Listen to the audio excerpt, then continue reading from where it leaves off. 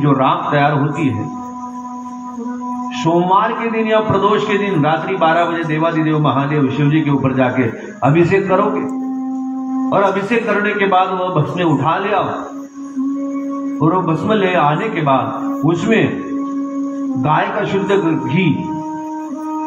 शुद्ध घी मिला के यदि उसे हर रोज आप तिलक लगाते हो तो आपका कोई भी जगह जाके पराजय नहीं होगा, आपका विजयी होगा। यदि भी कोर्ट में कोई आपके चक्कर चल रहा है, उसका रिजल्ट नहीं मिल रहा है, इसका तिलक करो, विजय मिल जाए। ये भस्म की परिणामता है, इसका तिलक करने से विजय प्राप्त होता है। श्रौत भस्म, यदि आपको चर्म रोग हुआ है, भस्म कितना फल देता है सुन। यदि आपको चर्म रोग हुआ है और चर्म रोग हो जाने के बावजूद कोई दवाइयां काम नहीं कर रही, तो देखो प्रदोष काल में, ध्यान से सुनो, प्रदोष काल में कोई गैया अपने बछड़े को दूध पिलाती है। प्रदोष काल में कोई गैया अपने बछड़ों को दूध पिलाती हो और दूध पिलाते समय यदि उसने गोबर कर दिया तो वो गोबर को वहीं पड़े रहने देना, सूखने देना और सूख जाने के बाद उसे घी में डाल के जलाना, उसकी राख बन जाएगी। वही राख कपड़े में छान के मेरे महादेव के ऊपर आप भस्मी छोड़ दो रात्रि 12 बजे के समय, और वही भस्मी उठा के हर रोज नहाते समय जल में डाल के अपने ऊपर डालो, तो कितना भी बड़ा चर्म रोग हो वो भस्म के द्वारा नष्ट हो जाता है। ये भस्म की महिमा है। भगवान शिव जी का भस्म ही इतना फलदायी है। यदि उस भस्म को स्वीकार करते हो तो फल भी अच्छा। ये महाभस्म की महिमा है। एक भिल्ल समाज का एक शिव जी का भक्त है। ये विशेषता है महाराज जी, सुनो, शिव महापुराण में आदिवासी माने भिल्ल समाज की बहुत सारी कथा है, क्योंकि देवादिदेव महादेव के सबसे बड़े भगत तो वही है, शिव जी के भगत ही वही है, इसलिए शिव महापुराण में भी वर्णन है। तो उसका नियम था, उसकी जो पत्नी है वो पत्नी भी पतिव्रता थी, सेवा करती, लेकिन उसका नियम ऐसा था कि जब तक देवादिदेव महादेव को एक पौना भस्म ना चढ़ा दे तब तक जल भी नहीं पीता, ना भोजन करता।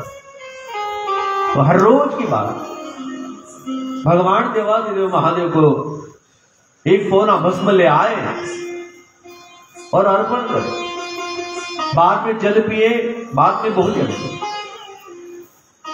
तो महादेव बड़े प्रसन्न हुए, और प्रसन्न होने के बाद महादेव जी ने सोचा कि इसको आशीर्वाद दिया जाए। लेकिन देखो तो पहले यदि किसी घड़े में आपको ठंडा पानी पीने की चाह है, यदि आपको किसी घड़े में ठंडा पानी पीने की चाह है तो उस घड़े को भरने से पहले बजा के देखना पड़ता है, उसको बजा के देखना पड़ता है। यदि बजने के बाद सही लगता है तो पानी रख दो, उसमें पानी डाल दो। यदि वो बज के बढ़िया हो, पानी डाल दिया हो, तो वो ठंडा ही पानी पिलाएगा। महाराज ध्यान से सुनो। उसी तरह कोई भक्त को अपना बनाना हो तो भगवान आपकी परीक्षा लेते। आप सुनो, यदि आप भगवान शिव जी का संकीर्तन करते रहते हो, नित्य भजन करते रहते हो, लेकिन आपके संसार में बहुत ही ज्यादा कष्ट आते हैं, तो इसका मतलब यह है कि भगवान शिव जी आपकी परीक्षा ले रहे हैं। परीक्षा हर किसी के लिए जाती नहीं, जो स्कूल में जाता है उसी के लिए जाती है, और भगवान भी हर किसी की परीक्षा लेते नहीं, जो उसका भक्त है उसी की परीक्षा लेते हैं। तो ये विशेषता है। तो परिणाम ऐसा हुआ, हर रोज पौना भस्मा चढ़ाने वाला वह भिल्ल समाज का भगत। मेरे महादेव ने सोचा कि इसकी परीक्षा ली जाए, तो इतनी जोरों से वर्षा करी, इतनी जोरों से वर्षा करी कि जितने भी शमशान है उस सारे शमशानों में पानी भर गया। और इसका तो नियम था कि एक पौना भस्मा जब तक ना चढ़ाए तब तक जल ना पिए, ना खाना खाए।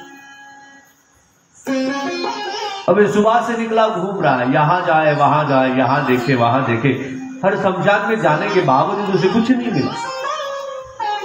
ये तो हो गया महाराज नाराज, और नाराज होकर यहां वहां घूमते घूमते पहुंचा।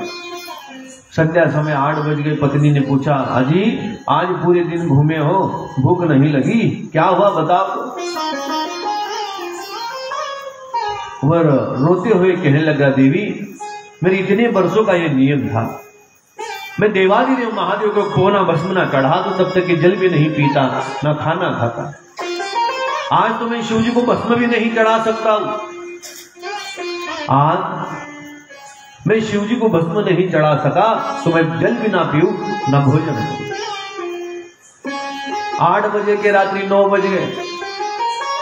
पत्नी ने कहा ऐसे करो, आज वर्षा ज्यादा हुई, बारिश ज्यादा हुई, कल ज्यादा चढ़ा देना, आज का और कल का